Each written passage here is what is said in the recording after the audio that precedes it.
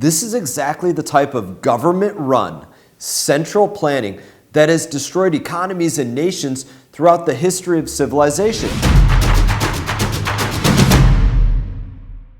All right, everybody, I hope that you all had a great week. I'm here with an update on what's happened in Washington, D.C. this week. So first, some big water news. This week, we marked up a bill called the Water Resources Development Act. I like to call this my Transportation and Infrastructure Super Bowl. It's a bill that is passed every 2 years, and it's our best chance to move the ball down the field closer to our ultimate end zone of no more toxic discharges whatsoever into our community. Now, each time that Worda, that's what we call it, Worda, is under consideration, I push hard to make sure that the priorities of our community are included. I argue, I fight tooth and nail. This year, 7 initiatives that I advocated for will be a part of that bill. Now, that includes something that we introduced about a month ago, the Northern Estuaries Restoration Plan, or as we called it in short, NERP. This program would be the first of its kind initiative that requires the Army Corps of Engineers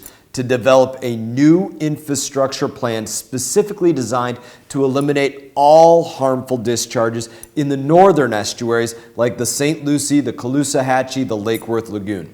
Now, I also included $100 million for local infrastructure projects aimed at improving water quality in places like the St. Lucie River, the Indian River Lagoon, the Lake Worth Lagoon. It's all gone downhill thanks to toxic discharges out of Lake Okeechobee, as well as pollution from things like agriculture and stormwater runoff. This provision will allow counties to tackle local water projects such as septic to sewer conversions or construction of new waste and stormwater treatment infrastructure to improve water quality and prevent harmful algal blooms. That's the goal of these programs. So I'll be sharing more about Worda as it moves through the legislative process, comes to the floor of the House of Representatives, merges with the Senate bill, and ultimately goes to the President's desk. It's a big win for our community. I'll be working hard to get it signed into law. So now an update on the baby formula shortage that everybody is paying attention to. Earlier this week, President Biden actually invoked the Defense Production Act to help address this crisis. But what's even more frustrating is that there are stockpiles of formula, baby formula, at our southern border. And who is it for? It's for those that are coming into America illegally. That's product that's not in our community. It's not on the shelves in your grocery store. And when you can find formula, you have to pay for it. But you're not just paying for yours, you're paying for all of it to go to people crossing our border illegally so that they can have it for free. It's unacceptable that the Biden administration puts parents in this position at all for any length of time. Finally, this week, fuel prices continue to rise to record-breaking levels. I know everybody is feeling it at the pump because even my liberal Democrat colleagues here in Washington have finally admitted that something needs to be done. But unfortunately, like every other solution, their answer to the problem is more government, not more freedom. Speaker Pelosi and House Democrats, they introduced a bill called the Consumer Fuel Price Gouging Act. Now, you don't need to have a PhD in economics to understand the principles of supply and demand.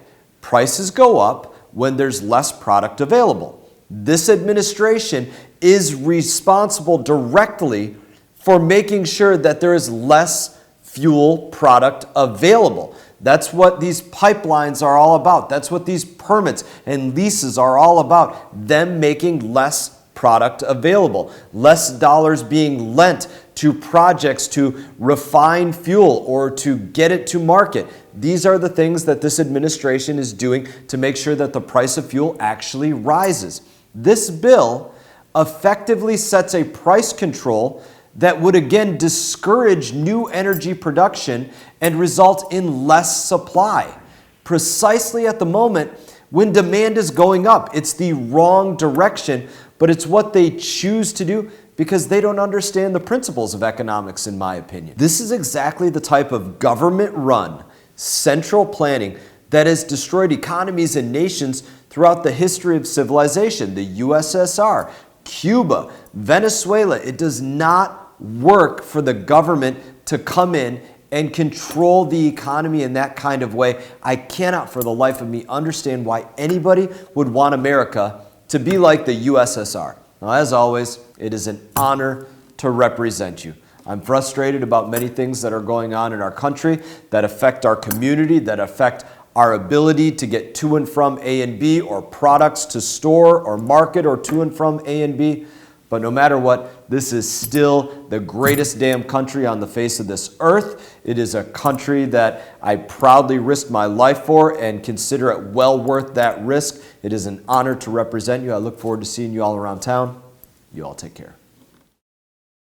Hey everyone, thank you for watching this video. If you enjoyed the video, please click like and subscribe. I will be back on YouTube with more exclusive content, so stay tuned.